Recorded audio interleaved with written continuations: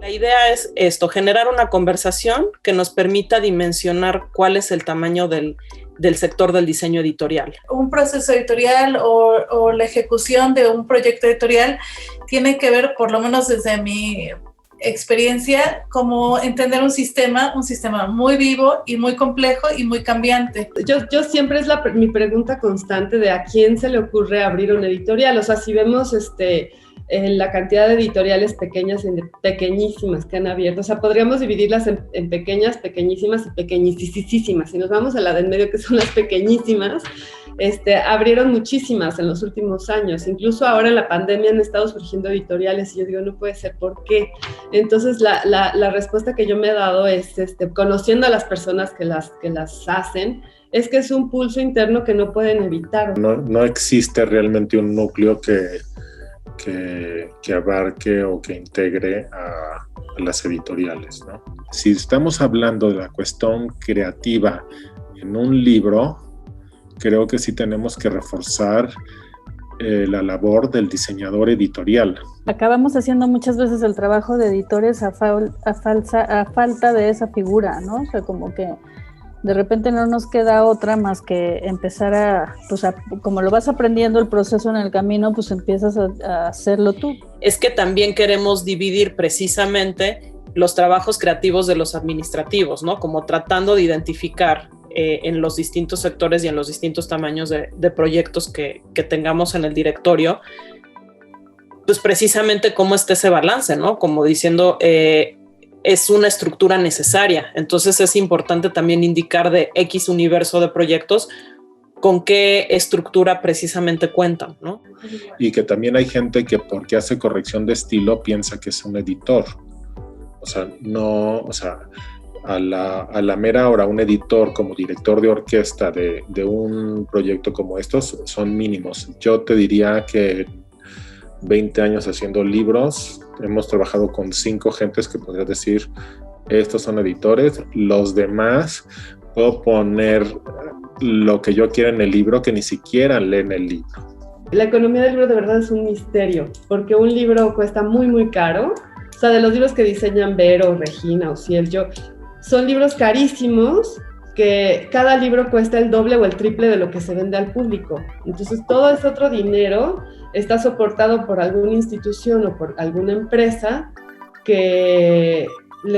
a la que le conviene tener el libro por razones mucho más allá de un negocio. Si bien Selva ya planteó el panorama más macabro del mundo editorial y de cómo esa relación más comercial quizás sea problemática y difícil y etcétera, a mí se me ocurría que quizás la colaboración podía ser más en este sentido de los procesos creativos, justamente, ¿no?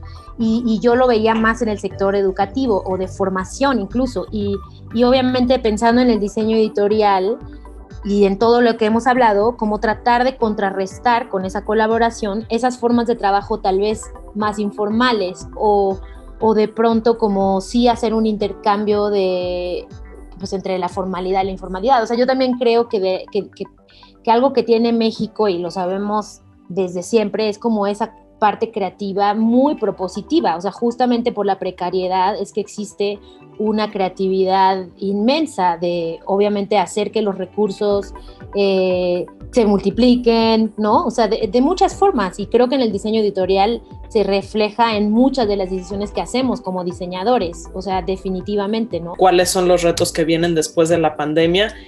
No sé si darle la vuelta y pensar como cuáles son las oportunidades que sí da la situación actual. Desafortunadamente, con pandemia o sin pandemia, el consumo de libros en México es de miedo, ¿no? Uh-huh. Pero a nivel internacional sí se elevaron mucho las ventas de libro impreso, y eso creo que es gracias al exceso de monitores, ¿no? Constantemente nos viene esta idea de cómo activamos los libros, y es como, qué extraño, o sea, qué pregunta tan más rara, ¿cómo los activamos? Pues se abren, se leen y ya está, ¿no?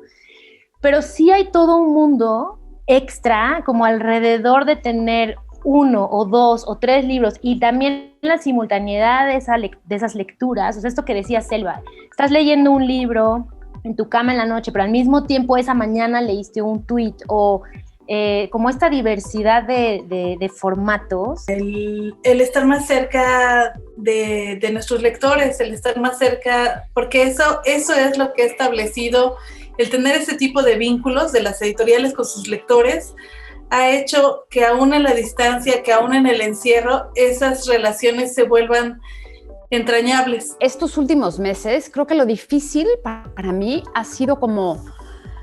Llevamos tantos años en el sistema métrico decimal pensando en puntos, centímetros, ¿me entiendes? Los pliegos, estos números, o sea, que ya están como tan metidos en nuestro ADN de la vida profesional todos los días.